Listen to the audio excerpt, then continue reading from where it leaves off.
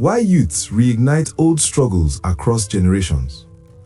One of the most common questions asked by societies facing renewed agitation is this: why can't the youth move on? It is asked in America, Europe, Asia, and Africa. It is asked by governments, elders, and commentators whenever a new generation revisits an old wound. Yet, history gives a clear answer. Youth do not revive old struggles out of obsession. They revive them because those struggles were never resolved. Across generations and continents, young people have repeatedly returned to unfinished questions of justice, identity, and dignity. From civil rights in the United States to independence movements in Europe, from revolutions in Asia to self-determination struggles in Africa, the pattern is consistent. Today's episode examines why youths reignite old struggles, why this is historically normal, and how this reality explains the continued relevance of Biafra and the sacrifice of Mazi Nnamdi Kanu. This is not a celebration of unrest, it is an explanation of historical continuity. History is not linear, it is inherited. History does not end when a treaty is signed or a war concludes. It is inherited through memory, silence, education, and lived experience.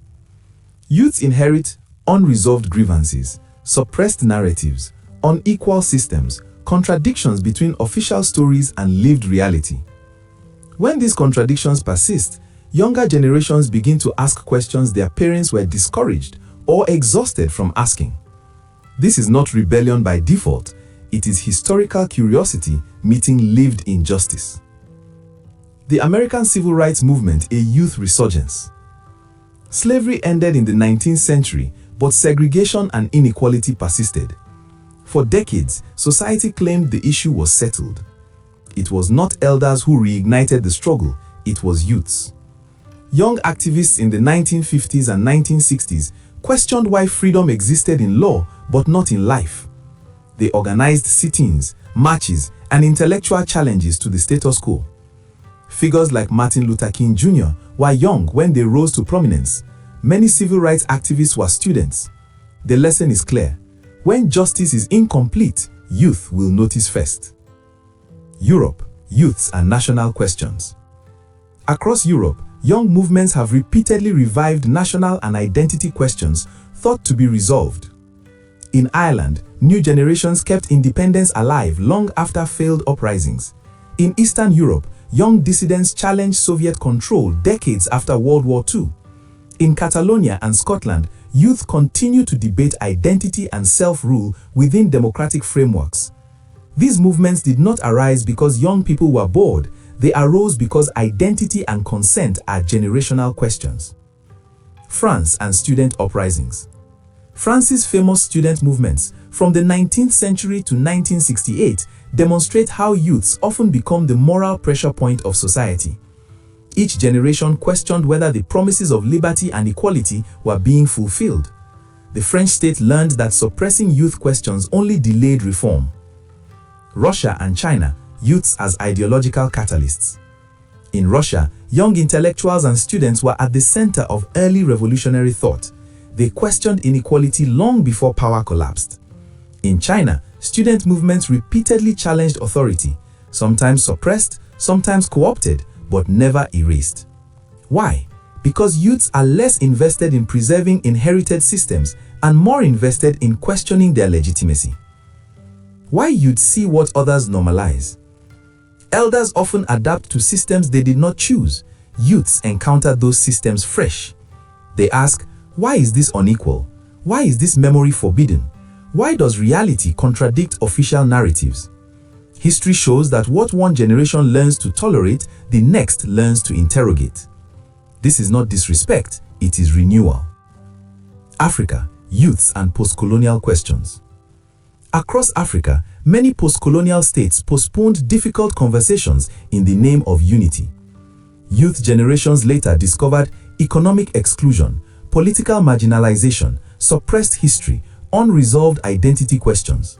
From North Africa to South Africa, youths reignited debates that independence leaders left unfinished. This is not failure, it is historical delay catching up. Biafra, a question handed down, not created. The Biafra struggle did not originate with today's youths. It was handed down through family stories, collective memory, absence of national reconciliation, and visible disparities. Many young people advocating today were not alive during the Civil War. Their involvement is proof that the issue survived repression, not incitement.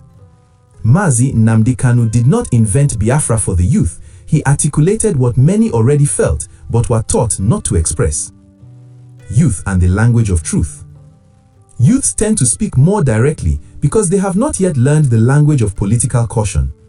History shows that youth movements name contradictions openly, reject euphemisms, and resist forced silence.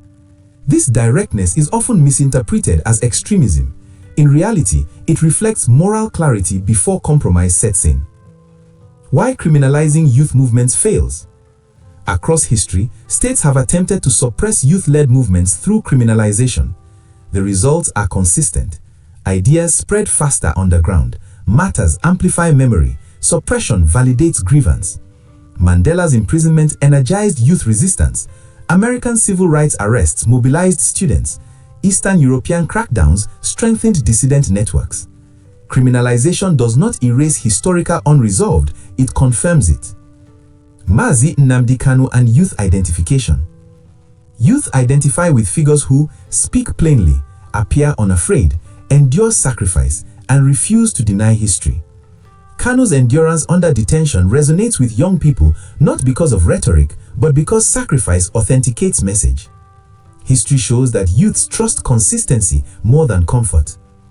The moral role of youth in history. Youths often serve society's conscience not because they are perfect, but because they are less invested in inherited hypocrisy. They ask, why must we carry unresolved pain? Why are we forbidden to choose? Why is memory treated as threat? These questions have driven reform, independence, and renewal across centuries. Responsible youth engagement. This episode does not argue that all youth activism is wise or flawless. History contains mistakes, excesses, and misjudgments. But it insists on this truth: dismissal is more dangerous than dialogue. Societies that engage youth questions mature. Societies that silence them fracture. What history teaches leaders and elders. History asks leaders to listen without panic, distinguish questions from threats, address roots, not symptoms, respect generational renewal.